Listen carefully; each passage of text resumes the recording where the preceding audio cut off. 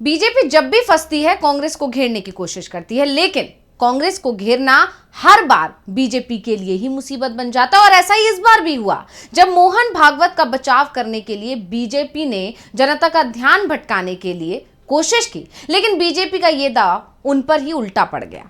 यानी कहा जा सकता है कि बीजेपी अपने ही जाल में फंस गई है। तो आखिर कैसे अपने ही जाल में फंस गई बीजेपी, इसी पर हम अपनी स्पेशल रिपोर्ट में करेंगे चर्चा। नमस्कार, मैं हूं अंशिता। मोहन भागवत ने देश की आजादी को लेकर ऐसा विवादित बयान दिया कि पूरा विपक्ष संघ और बीजेपी पर हमलावर हो गया। राहुल गांधी ने बीजेपी और संघ पर जमकर निशाना साधा। इसके बाद बीजेपी की टोली संघ प्रमुख के बचाव में उतर आई, क्योंकि बीजेपी जानती है कि संघ प्रमुख जो बयान दे गए हैं उससे नुकसान बीजेपी को ही होगा, क्योंकि दिल्ली में इस वक्त चुनाव चल रहे हैं। तो भागवत के बयान से ध्यान भटकाने की कोशिश शुरू हो गई और ऐसा करने के लिए बीजेपी नेताओं ने हर बार की तरह राहुल गांधी के बयानों के गलत मायने निकालने शुरू कर दिए।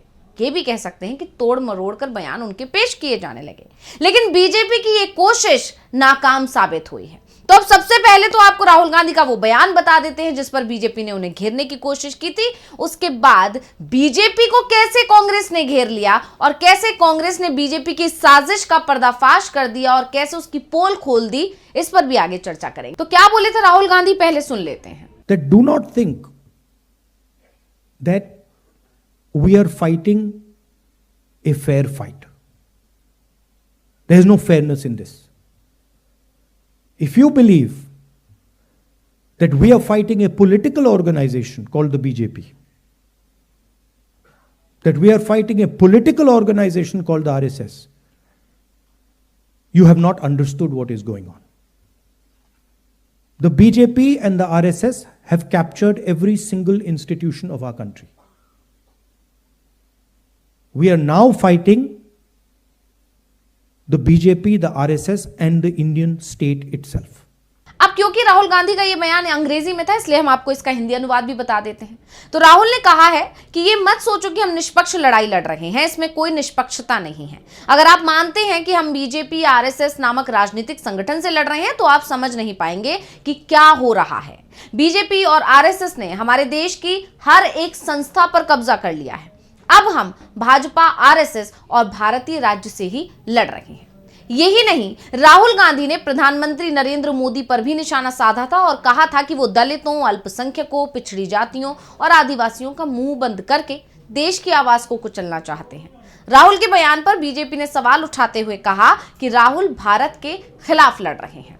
तो अब यहाँ गौर करने वाली बात यह है कि राहुल गांधी ने अपने बयान में कहा था कि हमारी लड़ाई भारतीय राज्य से है, लेकिन बीजेपी ने इसे समझने में गलती कर दी, या फिर हर बार की तरह बीजेपी ने राहुल के बयानों को तोड़ मरोड़ के पेश करने की कोशिश की।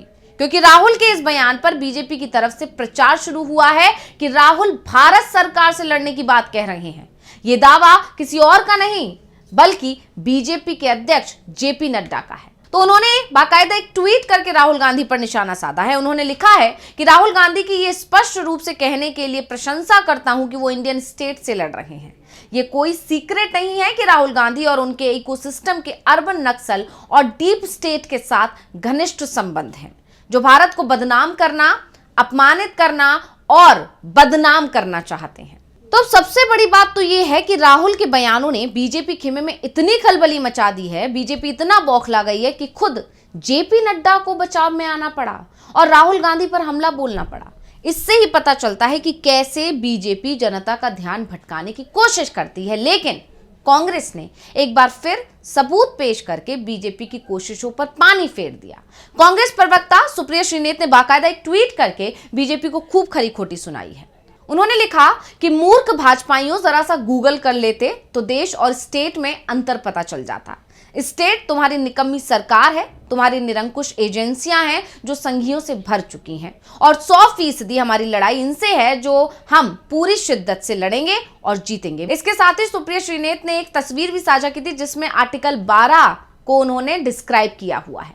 तो सुप्रिया श्रीनेत ने बता दिया कि जो बात राहुल ने कही है बीजेपी वो समझ ही नहीं पा रही है, या फिर बीजेपी ने राहुल के बयान के मायने अपने हिसाब से निकाल लिए हैं कि कैसे वो राहुल गांधी की छवि को खराब कर सके। अब आपको बताते हैं अनुच्छेद 12 के बारे में। तो भारतीय राज्य के बारे में संविधान के अनुच्छेद 12 में लिखा गया है कि भारतीय संविधान का अनुच्छेद 12 ये सुनिश्चित करने में महत्वपूर्ण भूमिका निभाता है कि सरकार और अन्य संस्थाओं को उनके कार्यों के लिए जवाबदेह ठहराया जाए। ये स्टेट शब्द को परिभाषित करता है और इसके दायरे में आने वाली संस्थाओं का उल्लेख करता है। इसमें ईडी, सीबीआई, आईटी जैसी जांच एजेंसियां शामिल हैं, तो निकाय और पंचायतों को भी इसमें शामिल किया गया है। समय के साथ अनुच्छेद 12 की व्याख्या का विस्तार हुआ है। सुप्रीम कोर्ट ने अपनी परिभाषा के तहत निजी संस्थाओं और गैर सरकारी संगठनों को शामिल किया है।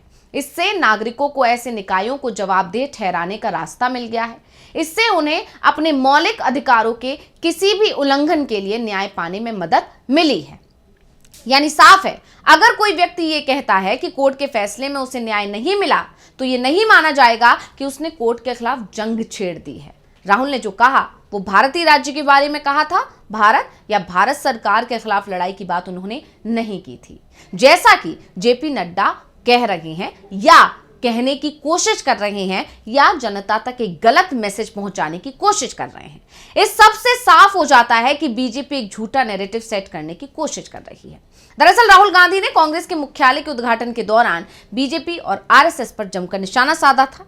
इस दौरान उन्होंने मोहन भागवत के उस बयान को भी निशाने पर लिया था जिसमें भागवत ने कहा था कि देश को सच्ची आजादी तब मिली जब राम मंदिर का उद्घाटन हुआ, यानी कि 2024 में। क्या कुछ बोले थे भागवत, पहले सुन लेते हैं। प्रतिष्ठा द्वादशी, पौष शुक्ल द्वादशी का नया नामकरण हुआ। पहले हम कहते थे वैकुंठ एकादशी, वैकुंठ द्वादशी,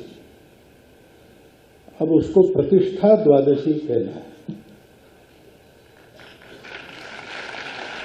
क्योंकि अनेक शतकों से परचक्र झेलने वाले भारत के सच्चे स्वतंत्रता की प्रतिष्ठा उस दिन हो गई। That do not think that we are fighting a fair fight. There is no fairness in this. If you believe that we are fighting a political organization called the BJP, that we are fighting a political organization called the RSS, you have not understood what is going on. The BJP and the RSS have captured every single institution of our country. We are now fighting the BJP, the RSS and the Indian state itself. अब भागवत के इसी बयान को लेकर राहुल ने तीखी प्रतिक्रिया दी थी और कहा था कि अगर भागवत ने यह बयान किसी और देश में दिया होता तो उन्हें गिरफ्तार कर लिया जाता। अब राहुल के बयान पर बीजेपी बौखला गई और दावा किया कि राहुल भारत के खिलाफ युद्ध लड़ रहे हैं। लेकिन राहुल ने जो बयान दिया उसके मायने बिल्कुल अलग हैं और अब राहुल को घेरने के चक्कर में बीजेपी ही घिरती हुई दिख रही है। तो रिपोर्ट आपको कैसी लगी हमें कमेंट करके अपनी राय जरूर दीजिएगा। इसी के साथ मुझे दीजिए इजाजत। देखते रहिए टीवी लाइव। नमस्कार।